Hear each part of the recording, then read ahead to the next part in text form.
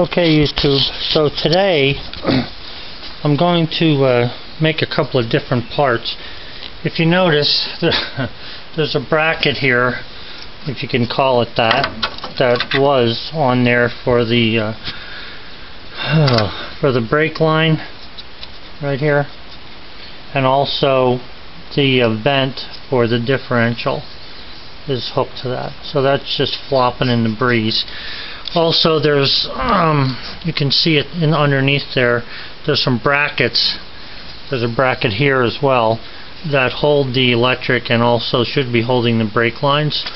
And then here's the other shock mount. It's a lot smaller than the other one because it's closer to the frame.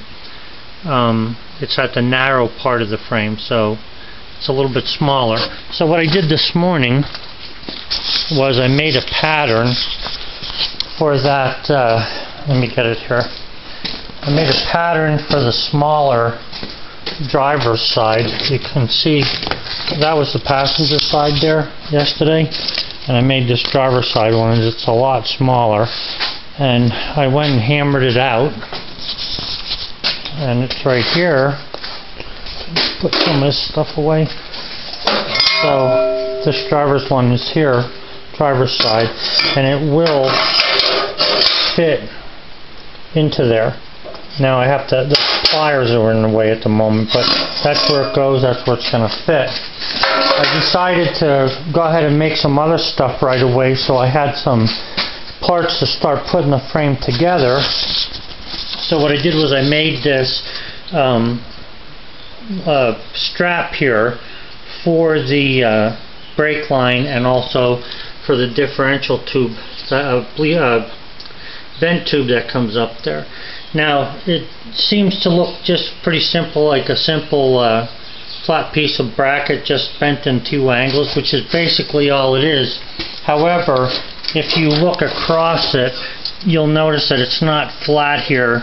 It actually has, like just with my finger, it has a raised middle. And what that does is that raised middle section running through here makes it so that this cannot bend easily. Okay, this direction. It won't bend easily, and it's not going to bend that way because it's 2 inches wide. So right now it's just, I don't have it really tightened down, it's just stuck in there with some bolts. But I made this bracket as well with it. So then, since I started working on brackets, I also made these two, this one and this one here. I don't know if you can see that right there. And those are for the electric lights and also for the brake lines coming back. So I like the way they came out. What I'm going to do is when I loosen those, I'll put rubber tubing on the brake line, and I'll have the electric wires running through some of that rigid or that corrugated stuff, that plastic, so the wires don't get hurt in any way. So basically that's what that looks like so far. So that's where I'm at today, and this piece here has to be rounded out a little nicer yet, so I'm going to grind this off a little bit. I want to reshape this flange, give this a curve so that it fits my frame here. You can see it's wider than the frame. I don't want it to be wider than the frame, I want it to be even with the frame. You can also see that this one from this end also had a flat spot where two bolts go when they attach to the frame up at the other end there where it's going to go. So it'll be a bolt there, two bolts on that flat spot, and a bolt at this end here. I wish I could have the video going to show you how I pound out an entire part. It took me about maybe about 2 hours to actually put that together. And in reality, the smaller parts are a little bit harder to pound out than a bigger part because you have harder radiuses to make and smaller areas. Like this area here, this flat area, is not as big as the flat area on the other one. So it's really hard to get that flat area when you're working through this. But the way I have it there, it's going to be good and strong. I'm really liking this 11 gauge stuff to work with. It doesn't seem to kink or bend or buckle easily, but yet it gives you some nice shapes to it. So this here part I raised up, then I curved that, and I brought that curve into this bend. When you think it ahead, you can realize that if you come across this bend, you know you're going to get a nice bend here. Now, up in here, when I bent this down, the first thing I did was bend this, so I knew where I was going to put the flat spot. Once I bent this, the leg was caused to go way out because you're bending it, on an angle this direction rather than a straight angle. Okay, so what I did then was I flattened this out, which it needed to be, and then I decided to run a straight line perpendicular to the edge here, and that gave me a straighter leg.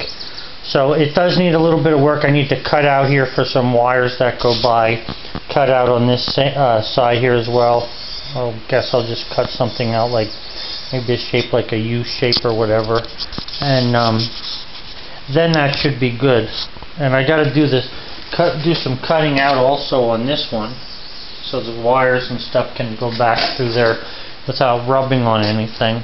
The opposite side, there's no wires over there, even though they do have that cut off. I'm not going to cut it off because I don't run wires back there. It'll just be stronger and more to have to rust in future years, hopefully, like 30. So anyway, that's what I did so far. I did the shock mount, the brake line bracket, and these other smaller brackets here. And I'll probably make a bunch of them because I'm going to have to go all the way forward with the other parts on the truck. I decided I was going to use, I'm not going to take this hitch off of here yet, because I'm afraid that if I take it off, the frame might twist or give somehow. I think this thing's actually holding it together. But I'm going to just go ahead and burn off the bolts here. I'm not even going to try and turn them off. And I'll take a look at how this plate, it looks pretty rusted there. I don't know how good it is for sure, but what I'll do is I'll take that plate off and then I'll sandblast it, both sides. It actually does look pretty thick up in here, so it should still be good. What I'm looking at might be just paint and a little bit of surface rust. And then I'll take that, and I have the holes already drilled in the other frame, the new frame, and I'll bolt that on. I want to get some kind of wheels put on this sucker so I don't have to be trying to move this thing and having it so hard. So I think what I'm going to do is down there in those 2x2 square stock, I have some scaffolding that I use for construction work, and I have some wheels that have a long pin. It won't be tight, but I think I can stick those in there. And then I think what I'm going to do up front here is I'm going to drill 2 holes and also put some more of that square stock, that holy square stock, and put the wheels in down here. And that should allow me to at least move this thing around a little bit. So that'll be a help. I need to get this body sanded this last time. I haven't had a chance to do it yet. I'm kind of slowed down because the weather stinks. It's not really been sunny. I'm out here in the middle of nowhere, and there's a lot of birds and stuff. That's what you heard in some of the other videos. But really, there's, it's been raining. It's been cloudy.